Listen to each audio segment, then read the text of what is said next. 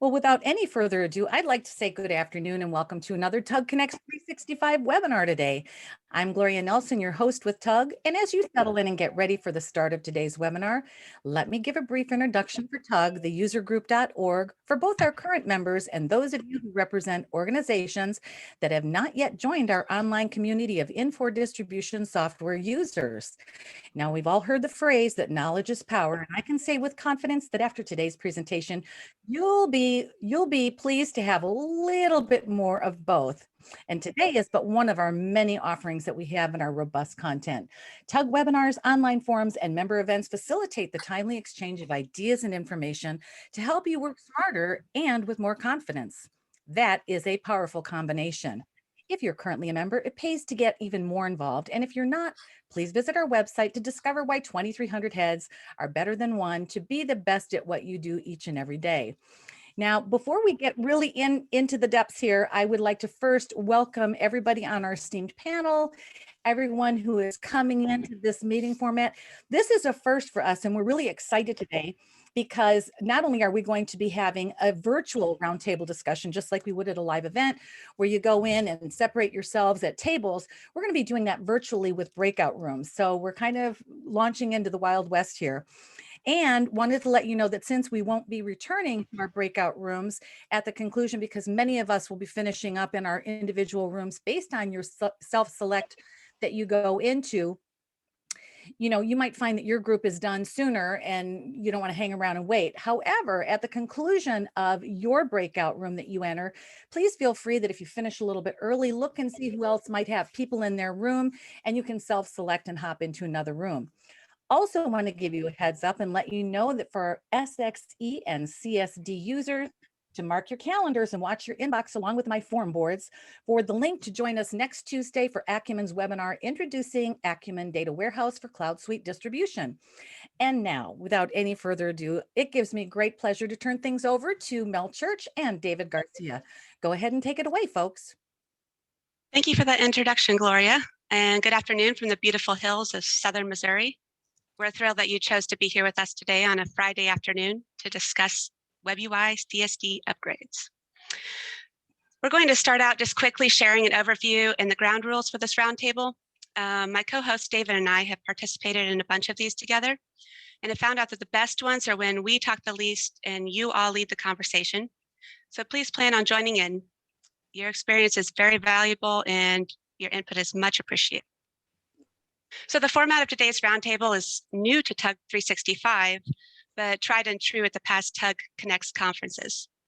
After David and I discuss the topics and ground rules, then you will have the option to split out into one of our 4 breakout rooms based on what type of upgrade your company is pursuing or planning to pursue. We encourage you to share your video, unmute, and discuss amongst yourselves, just like you're at a roundtable in person. Since we only have 45 minutes to chat, let's keep our questions and ideas concise and solution-oriented. If you find yourself curious about another room, you can easily switch over to whichever one you like Gloria said. Our goal today with these breakout rooms is to provide an opportunity to connect with other companies and to initiate communication amongst our TUG members with similar upgrade paths and goals. Before we split out into those breakout rooms, however, we'd like to bring up a few polls to see what kind of upgrades everyone is doing. And it's important that we especially answer this first one because we'll end up using that information to figure out like which groups are going to be the biggest, which breakout groups are going to be the biggest. So Gloria, can you bring up that first poll, please? It's right there. And if you'd be so kind as to read the question and the options, that would be great, Mel. Okay, so what type of upgrade is your company pursuing or planning to pursue? Are you on CHUI or GUI and going to WebUI on-prem? Are you on CHUI or GUI and going to CSD? Are you on WebUI? Are you on prem WebUI going to CSD? Or are you doing a hybrid implementation with OS in the cloud or WebUI on-prem? And again, the 4 types of upgrades you see in the poll are going to be the themes of the 4 breakout rooms that we'll be splitting into today. I don't see any responses yet, Mel, on this. One of the things that I just wanted to reiterate is that if you'll see the poll window right in front of you and you can make your selection. it's important for us to know where you're heading so that we can plan the size of the room, because some rooms have certain specifications that might limit our digital audience. I'm seeing that we have 71% of people have voted.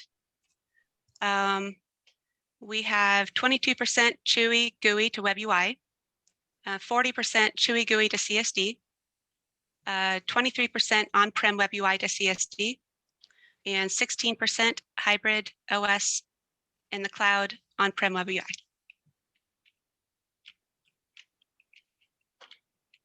All right, I'll go ahead and share those results.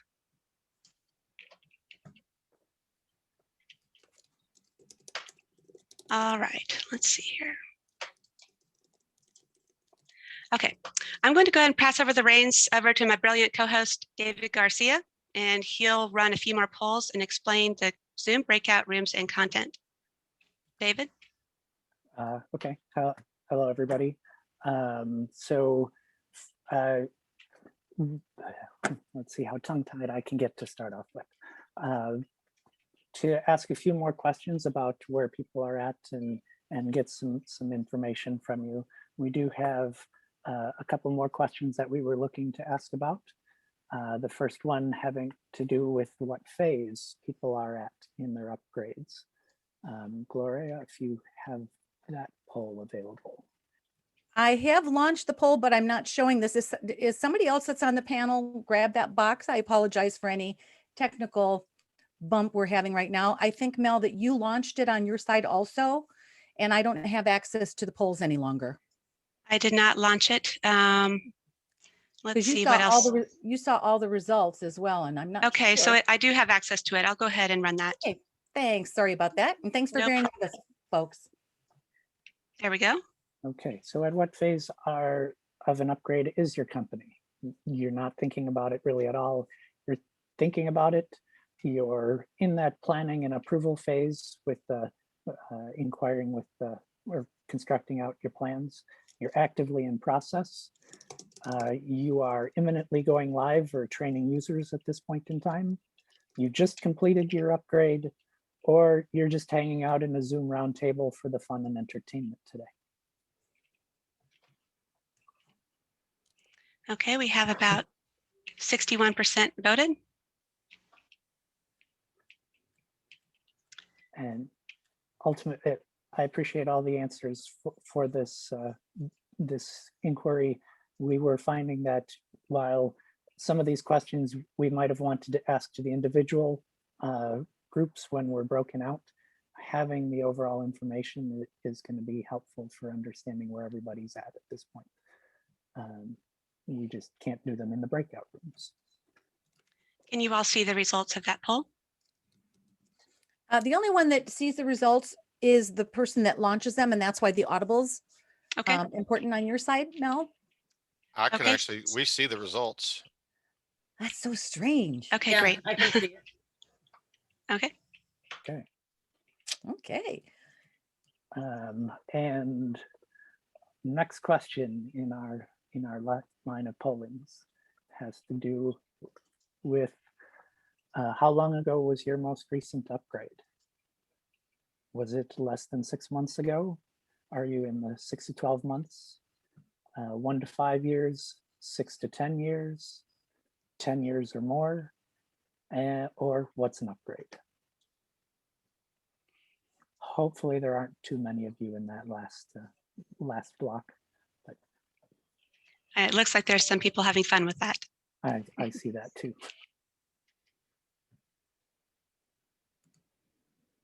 Okay. Give that a few more seconds. Yes, I see we're up to about 60, 70%. Yeah, and while we're waiting for the rest of the people to jump in and give their input, I just wanted to let you know that if you look into the upper right-hand corner of your screen, you're going to see a little box with widgets in it, almost looking like a Rubik's Cube. You can control the look and feel of what it is that you're viewing. If you want to be in a Brady Bunch mode, you select the gallery mode. If you want it to be active speaker, where you just have one giant face shot of the individual that is presenting, you can tinker with that a little bit and it won't do any harm or any foul. And so that will make your online viewing experience personalized to you. The other thing I want to encourage you to do real quickly is to make sure that everyone has their chat window open, because as we eventually split out into those breakout rooms, that's a way of not only communicating amongst yourselves, maybe talking a little football slack about whether you want the Chiefs or the Bucks to win, you know, with some of your friends that are online. And also we'll be monitoring it for any kind of change in conversation that you would like to see each one of those rooms directed. And make sure that you're set in the everyone mode in the little blue box that is above where you enter your text. And also if you want to privately chat with someone, you can select that individual from either the participant window for private chat and a direct message, or from your drop-down menu also. So I'm going to turn things back over to you, David. Okay. I appreciate all the answers on that one. To build on some of Gloria's commentary on controls, on your particular window for your user, if you click on the three little blue dots, it gives you the option to modify your name. If you would be so kind as to also include your company as a part of that. Not all of us recognize which company you may be with, and always good to have that information. As well as she mentioned the picture layout. I see the third poll question: what are the biggest obstacles for your upgrade? And definitely, if you are having challenges in multiple areas, please select more than the one of them. So we have time, money, resources, mods and custom processing needs, executive buy-in, feel no need to do an upgrade, or Gary in accounting might be a problem too, or we have other. I know I tossed in Gary in accounting as kind of a humor choice.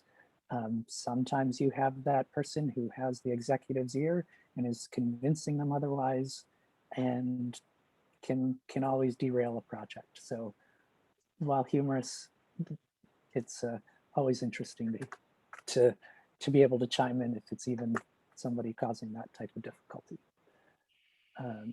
So we really appreciate the information. I feel like some of these questions and answers for these, in particular this polling question at the end, will help drive some of the discussions as we perform breakouts.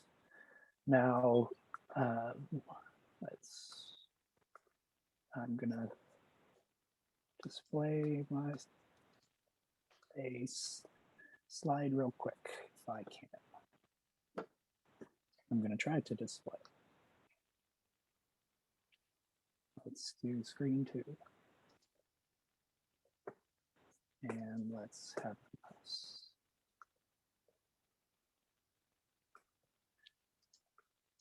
So in terms of selecting a breakout room, so in that first poll question, we were asking how many people were in the different areas so that we could appropriately divvy up people into breakout rooms.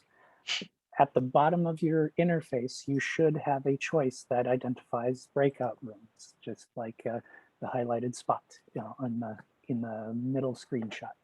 If you do not have that breakout room choice, then you may not be on an up-to-date version of Zoom, in which case there is this HTTPS Zoom US download link up at the top listed at the top, that will allow for you to ideally quickly and efficiently update and download the latest version of Zoom that will allow you to do that. I believe it's version 5.3 or something like that and above that is required. Once you click on the little box for the breakout rooms, it'll allow you to choose breakout rooms, and we will have multiple choices available at this point in time. So ideally, you'll be joining the breakout room that is in accordance with the room you're planning to be in. These are open forum, so please ask your questions, whether it's verbally or in chat. If you're not comfortable with stating it verbally and going on record in that manner, you can always private message the moderator or one of the members of the 3 panelists that will be in each of the rooms. I lost my slide for the breakouts of who is going to be in each room. So I'll ask Mel if she'd be able to break those down shortly. Please consider posting your name, company, and email address into chat if you would like to connect with the like minds that are also in the room that are focused on the very same upgrade project that you are focused on. And as always, please be respectful. We are a member of a user group and we are all here to work together. Mel, do you have the identification of the moderators in each of the rooms? Yeah, so we have in this room, we're going to have, let's see here, the CHUI or GUI to CSD breakout room with the moderator Julie Zindel from Central Data. So if you want to stay in that one, just stay in this room and you'll be golden. Then we have the CHUI GUI to WebUI on-prem, and I'll be moderating that one. Then we have on-prem WebUI to CSD, and David will be moderating that one. We have the hybrid breakout, and Steve McEnany will be moderating that one. All right. Okay. So let's go ahead and move over to those breakout rooms and the breakout button at the bottom of your screen.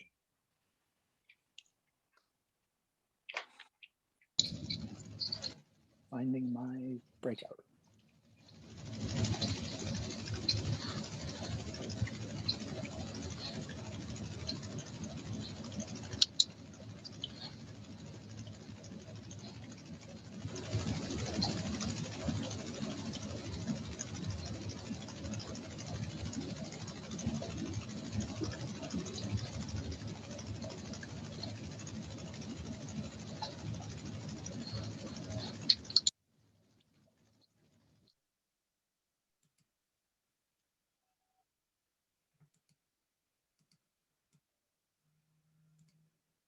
Okay.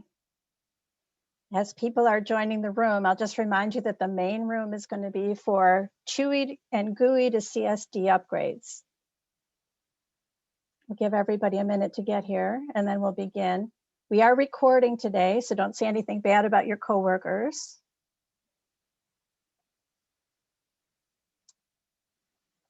Give it a couple more minutes or seconds here so people can enter. All right, while people are entering, let me introduce myself. I am Julie Zindel. I'm with Central Data, and I'll be moderating this breakout room today with Kevin Cash from Infor as my co-host. He'll be watching the chat for questions. And again, this is a roundtable, so we hope that you will be able to stay off mute and participate. Cameras on if you choose. If you're not comfortable with that, that's fine as well. But we will be monitoring the chat as well so that we can, if you have a question or a topic that you want to address or bring up, you can put it into the chat. If at any point you feel you're in the wrong room, feel free to leave and join one of the other breakout rooms. We only have 45 minutes. Any questions or comments that we didn't get to today, we will be posting online. So we'll do a follow-up in one of the WebUI forums after today's call. It is a true roundtable style meeting. So try and keep your questions concise and to the point, your comments as concise as possible. If you've got a question, 10 to 1, someone else has the same question. So there's no dumb questions. Please participate. And there's also a reaction button at the bottom of the screen, which allows you to raise your hand. So we can call on you by a hand raise as well, if you all can see that. All right, so with that, let's get started. I see several faces I know, so thank you for coming today. We appreciate your participation. All right, we had a lot of people who answered the poll that they're in flight right now with a GUI or CHUI version of SX.e, and they're in process of upgrading to Cloud Suite. So we're going to start the discussion today just with you being able to express some of your biggest challenges and share them in a group setting. So, and then we'll have comments after as well. So who would like to start the conversation?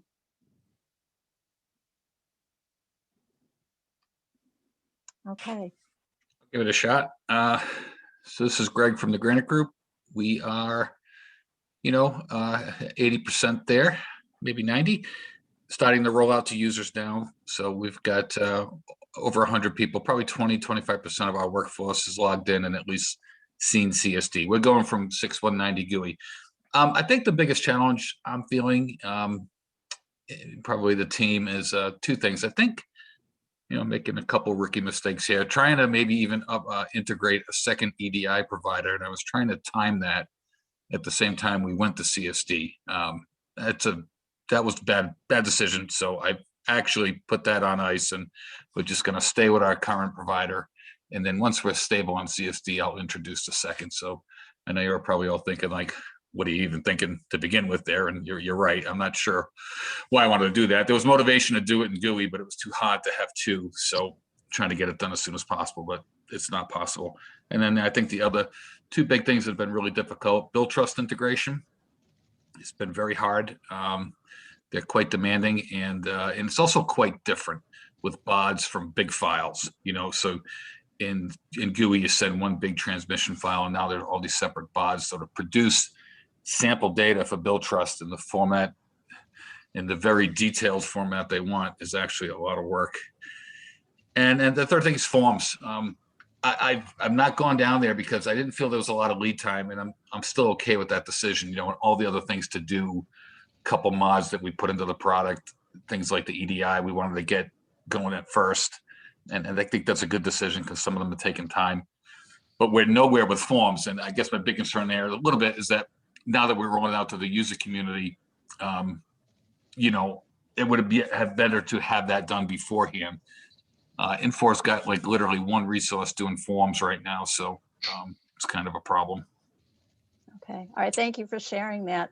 Let's discuss forms for a minute while we're all here. Let's we'll kind of, what form you're going to use? IDM forms? Is that Yes. your plan? Yeah. Okay. So how many people in the room here today are using Unform or some other forms package, and you're going to be switching to IDM forms? No. Everybody? No. Okay. Yeah, lots of people. Okay. Okay. I see some hands up. Tony? Well, I was just going to say, we are 5 business days away from starting our migration to go live weekend. We are, yes, I saw that face, Marie. I know exactly. I think we are working with Central Data through this process, and have been. I think the pandemic kind of, stymied us a little bit. We are a little bit behind plan, but we are 6 days away from go live. We are using Unforms, so we have made a lot of changes with our Unforms piece. If you are on a GUI version and you have a lot of mods, it's really important. I think we could cascade this clearly. Is that if you have a lot of mods, know your mod and understand it. And if it's one that you can live without, then stay with the vanilla version. I think we started out wanting to be vanilla. I think we have a little bit more mods than we really wanted to or intended to do, but the extensions are working. And even though we still have little tweaks here and there, but things are migrating. It'll be very interesting to see what happens in the next 5 business days. I have a meeting with Julie right after this meeting. Right after this. So we can, get prepared for rollout weekend. Anthony, are you going from Unforms to IDM? No, we're staying with Unforms. You are, okay. Mm-hmm. And did you do that, make that decision for some technical reason, or just because Unforms is working good and why change it? Why did you? I'm not aware of how long we've had Unforms in our, I'm sure Julie and Rick Pohl could answer that more than I could. I think we stayed with a comfortable version because of how we do certain things within our system. We did add a few things to our Unforms where we added barcodes for ship ticket printing and warehouse printing, and even our product lines. We added barcodes so that our receiving process could be a lot smoother and more efficient and productive. So we did make some changes to our unforms forms. Okay. So, sorry to hijack this. People just hang me up if you need to. But you know, one reason we haven't gone there, but I'm a little concerned now. You know, and I understand the unforms rule files, and we've done some things that are pretty detailed in there. I've looked really quickly at IDM and the word thing, and I'm like, I'm at a barrier, and a barrier like 1% in too, and I'm looking at a simple thing like in unform, like in IDM, like comments. They're just squished into this one column, you know, the standard forms in IDM. So you write a line comment or something, and it's the skinny thing down the page. And I think that's like a hurdle for me. Like, you're gonna be kidding me. Like, why isn't this going across the line of the page? I mean, has anybody stepped into that specific thing with forms like line comments and been able to spread it out in those word table type formats in IDM? Has anybody addressed this? Even kind of follow me on that one? I don't want to hijack this meeting either, but yes, we had that same issue when we did modify our forms. And we were able to look at the box where the notes were printing and made them a little bit more reader friendly and user friendly. But we are having to retrain our end users and our warehouse people to look in the bottom of it where the notes used to print exactly like right in the middle of the forms. But we tried to stay vanilla and work with, I didn't want to make everything the way it always used to be. I'm looking forward, and I need to start looking through the front window instead of the rear view window. So we are making those changes, and I can only encourage everybody to do that. You've got, you know, even though you're staying with unforms, you're making changes. Yeah. Even though you're staying with unforms. Okay, that's Yep. interesting. Some of our note boxes won't print the same way. We just sent our last version of notes today, or forms today, to central data for approval. We've been tweaking them all the way up until these last 5 days. And that's not necessarily ideal. No, it's not. Right. It's You wanna get definitely things done something sooner. that has been, you know, as we really started testing and testing and testing and printing, that's when we started noticing some of those little, I can only say, when you're making a change like this, what I've learned and what I would probably do different is start that printing process sooner than later. Exactly. Because there is. Now you tell me. Well, but I mean, I did, first time I've been to a roundtable. No, it's 100%. Tony, you're 100% right on. And Julie, you know this too. I'm Debbie Schwab. I'm with NSA Computer Exchange. I kind of specialize in the IDM forms. And let me tell you, there's nothing simple about that Word document. There's a lot of things that can be done, but there's nothing simple about it. And people are like, you know, I'll get to forms, but I have other priorities. Forms are customer facing. So you want them to be what you need them to be on day one of go live. And it's probably going to take you longer to get there than you think. I've got some projects that are in the very beginning, and I'm really advocating for people to start reviewing forms right from the get-go. Right. So Debbie, sorry, go ahead.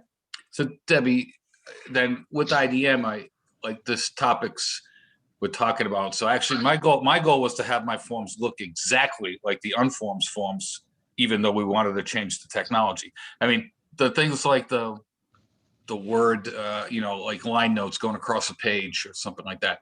Are you able to do that in IDM? Have you guys figured typically out? You can do most of the stuff that you want to do. It just takes a little bit of finagling. Yeah, Word templates are not just Word. Word templates, Right. You have to have a certain skill set to be able to do the Word templates. Absolutely. And you have to understand the underlying data stream, you know, where the data is coming from. So we have people that you know do the forms, but it is a skill set and you have to be able to plan ahead for it, and make sure that you can have your forms ready for training and testing too. You know, that's important. And they're fussy. They're very fussy. Yeah, because they're customer facing, as you said, Debbie. Right, You know, right. You want them to look right. Yeah, So we do have a question. Go ahead. We have a question from Stephen Miller. He would like to ask the group how long it took to convert from GUI to where you are getting ready to go live for Cloud Suite. Anybody want to comment on the length of time of your project? I don't see a lot of people raising their hands, so I can certainly chime in on that. We agreed in October of 2019 that we were going to make this transition. I think the pandemic put a little hurdle into our go live. We were supposed to go live October of 2020. I will tell you that I am glad that we didn't do that, based on the fact of what hurdles we had to do with trying to train people from home through Teams meetings, through Zoom. It has been a longer process than I think we expected it to be. I think as we migrated, I can tell you we had what we call a RAIL, which is a rolling action item list. So we documented everything we could possibly do and had weekly meetings with central data as we started getting through the mod or extension period. I think, I mean, I see a lot of central data people on here. I think they can also back me up on this. Some of the mods that we thought we were going to get away from, we couldn't get away from as we found out. And those took a little bit longer to program and then test and then send back to programming.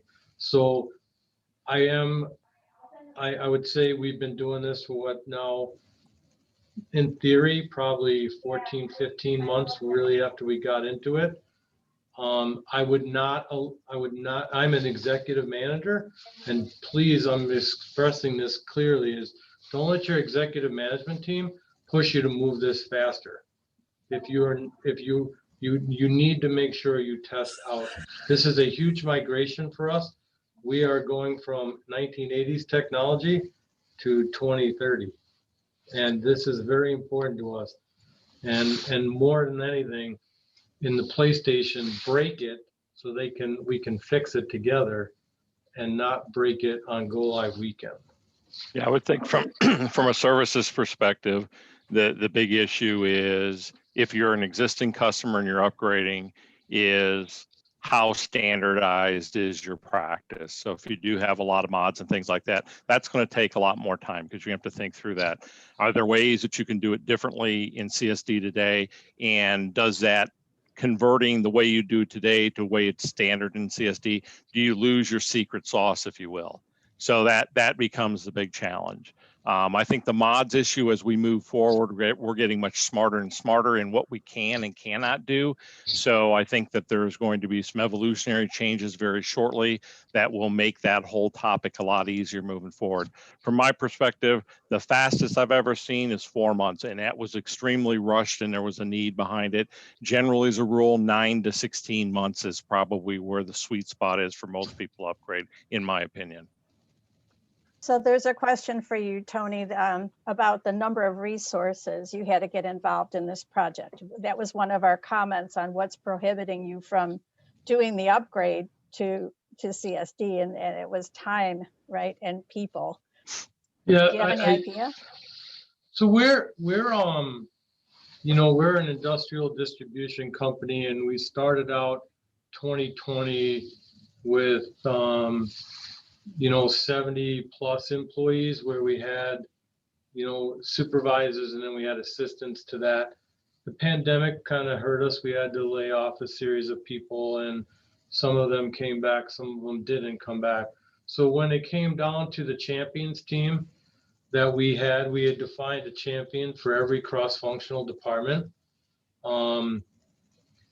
And, you know, so they not only did they have to do their daily job, they also had to, you know, be a part of the migration, not the migration, but the testing of the mods, the writing of the mods, the communication of everything that we had to do. we went from 300 plus mods to, I'm going to say maybe we have 20 total. But these 20 total were pretty critical or integral to our business because of how we do business with our biggest customer. I wanted to eliminate a lot of stupid busy work, so it really put a lot of pressure on the resources that had to do the testing. I will tell you, we did our readiness assessment test last week, and even though we did well as an organization, it did highlight some of the weaknesses in our organization. And I made a critical mistake where I didn't bring a warehouse resource in early enough. But that was a tough thing for us because we're still having to ship and pick and pull, and to have pulled that individual in from the floor, as much as we were spending on it, would have really impacted our day-to-day business. We had enough tenured employees in other cross-functional departments that knew the warehouse well enough to get us through some portions of the testing, but when we actually had to have the warehouse people test, it showed a little bit of a weakness. So once again, I would make sure, encourage everybody, when you are going to go down this road, and if you're in the middle of it now, make sure you're accommodating and creating enough time with those additional resources to get things done. Good point, Tony. There's also a question for the group. If anyone is trying to use CSFS, Cloud Suite Field Service, along with Cloud Suite Distribution, does anyone have that?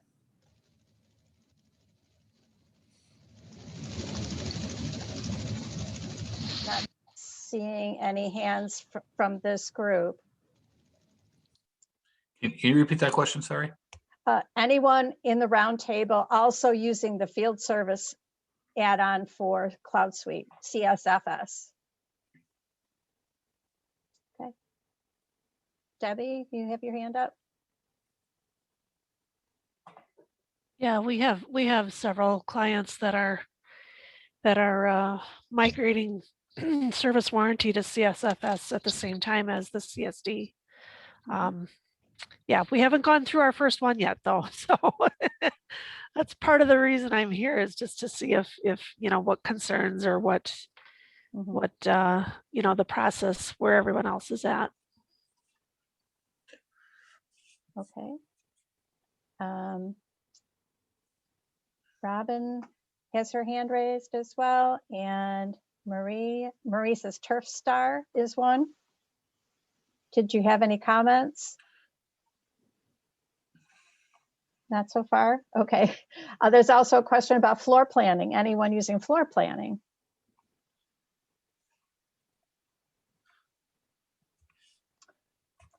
Okay, well, we're not getting a lot of response to those questions, so let's table those for now. Let's talk a bit about training. We brought up the fact that employees are working remotely, you know, so how are you going to plan your training for your users for your upgrade? It's a big part of your upgrade. Anybody want to comment on their plans for training the end users? Anybody using Campus, Granite Group? Sure, I'll comment. Yeah, a little bit to Anthony's comment. Just by the way, we signed at the end of 2019, didn't really kick off our project till March of 2020. And we decided to go probably plan for about a year. And I think we're going to go the first part of May. So for us, it'll probably be about 14 months by the time we do it. We're pretty big though. You know, we're 46 locations, over 600 people. So we're a big shop. To answer your question on training, you know, well, first of all, I you know, even the discussion with forms and stuff. I mean, COVID has just made some of the stuff real difficult. You know, in a traditional implementation, you work with a partner, they come to your site. You know, I'll take the forms example.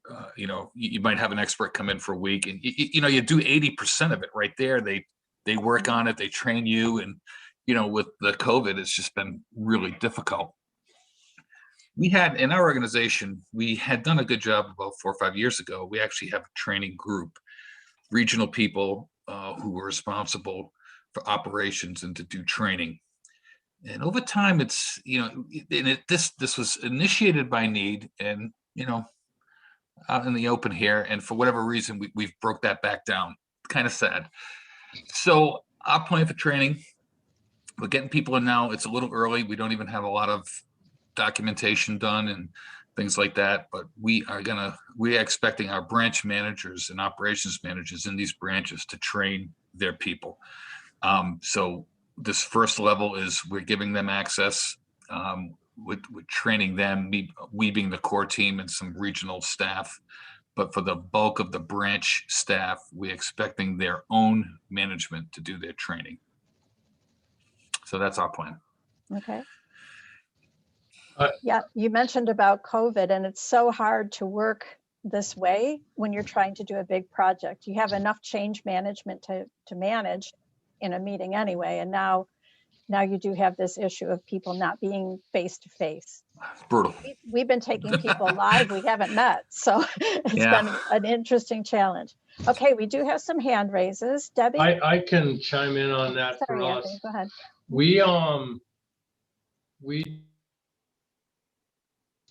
We did a lot of training with the champions team with CDS. So they would train our people, and then we video recorded all the calls. And then as we cascaded that training down to the end users, the champions team led each department.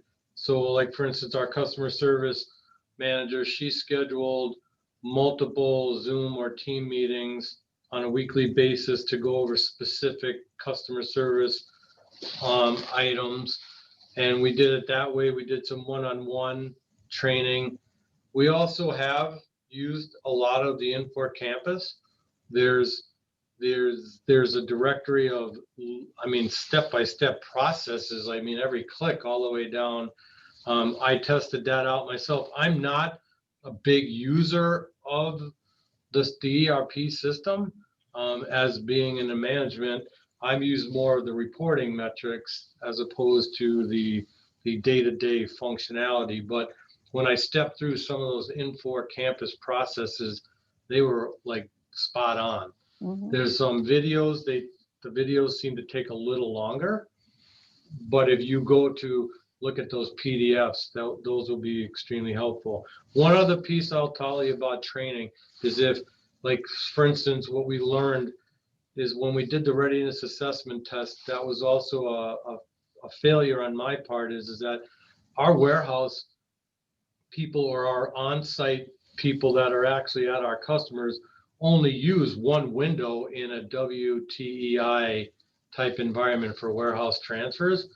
And they had to take they ended up taking a whole test on the module of warehouse transfers, and they did not do very well. They only did very well on the one window that they used. So when you are getting down to your specific testing and readiness, make sure your end users are set up to not get discouraged and not do very well on those tests, because they're going into windows that they're not normally in.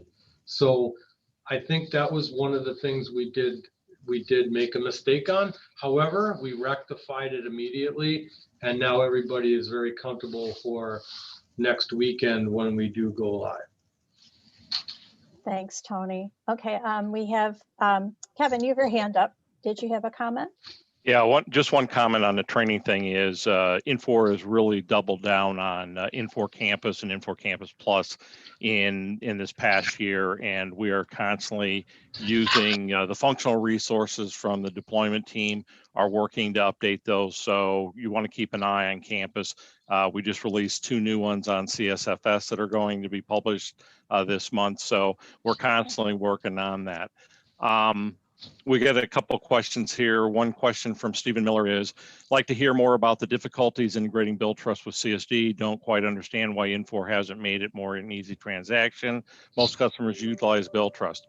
I'd like to just make a comment on the Bill Trust thing. You're absolutely correct.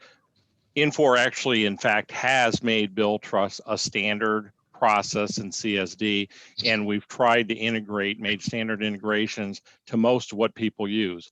Not throwing Billtrust under the bus, but Billtrust likes to do everything uniquely. So for every customer, it's like reinventing the wheel. As a customer, you need to push Billtrust to say, look, I know you've done this before. Let's just use what you've done and not make this unique for my instance. Would agree. I'd put more of the blame on Billtrust here.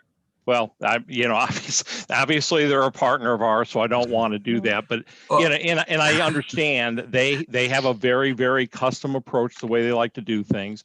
But some of this is basic blocking and tackling. They do it a million times, so they don't need to reinvent that wheel.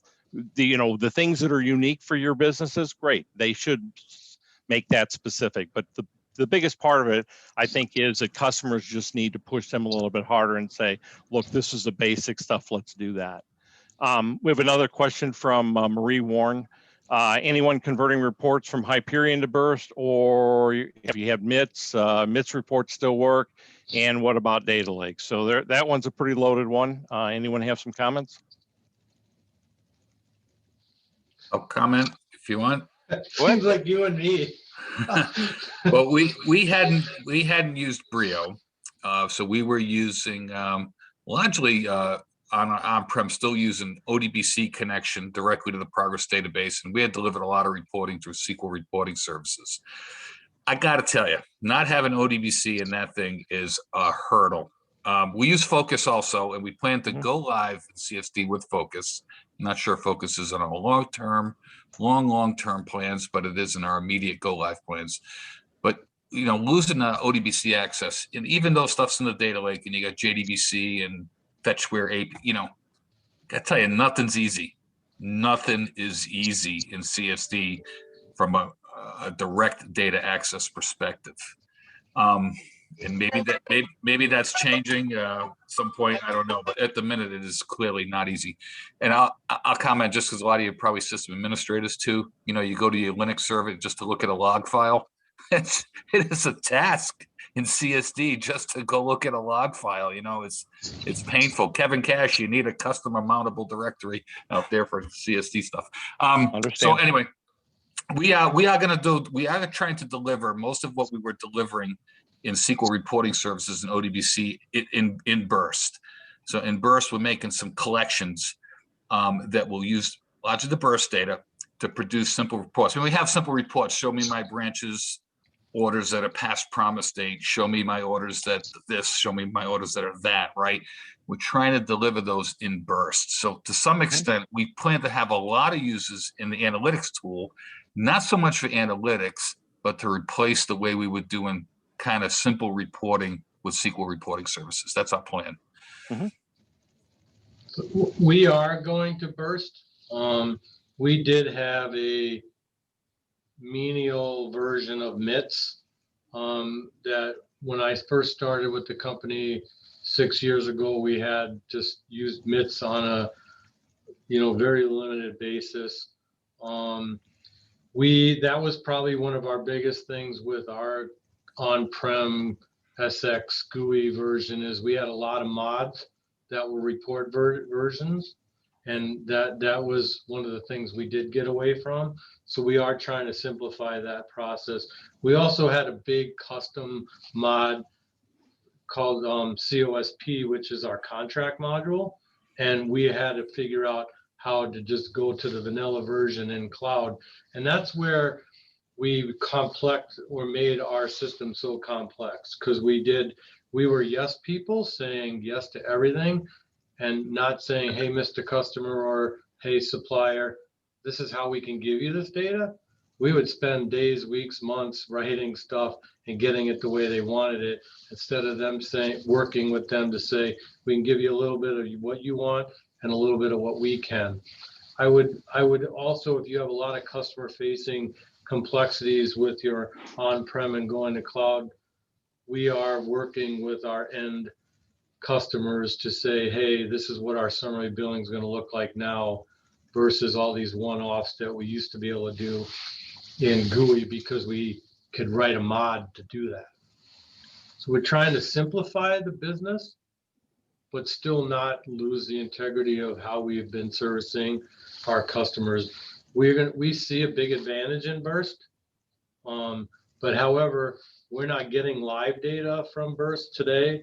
So we've only been able to look at reports from our PlayStation as we build them and schedule ourselves for a go live weekend. So next weekend, there'll be a team of us sitting here just scheduling reports out as we are going into the live system so that we can see, we can get them out on a timely manner. There are things we need day one, week one, end of month. I would make sure in your training, building, implementation process, you don't lose sight of that either, because you are going to need certain things on day one. You can live with mid-month, you can live with month end. I opted that our team, all of our reports that we needed any point in time in month one were done by next weekend. We're not going to try to build a report while we're in the middle of go live. Right. Good So plan. we also heard EDI. If you do a lot of EDI, you have to, schedule enough time in your project to have your maps changed. Absolutely. So that's a big planning piece as well. So make sure you're thinking about your EDI early in your project, so you have time to test with all your trading partners. All right, we have another question about anyone using Data Direct to overcome ODBC reliance issues. That's from Chris Smith. Anybody have an answer for Chris? Okay, let's talk data for just a minute. You're migrating data from your GUI or CHUI systems. You've had data out there for a long time. For those of you who are planning to go to CSD, it's a great time to start looking at your data and seeing what you want to purge. The data migration factory will move your data to the cloud, but there's things in your data that you probably need to be cleaning up now. Anybody have some tips or tricks on, data issues that you might want to be working on? If you're not doing it, do it. Do it. Get rid of old data. There's no point in taking 20 years worth of data to the cloud unless you physically need that data. Take what you need. You have old pricing records, you have Right. customers that are no longer doing business with you, products you no longer bring.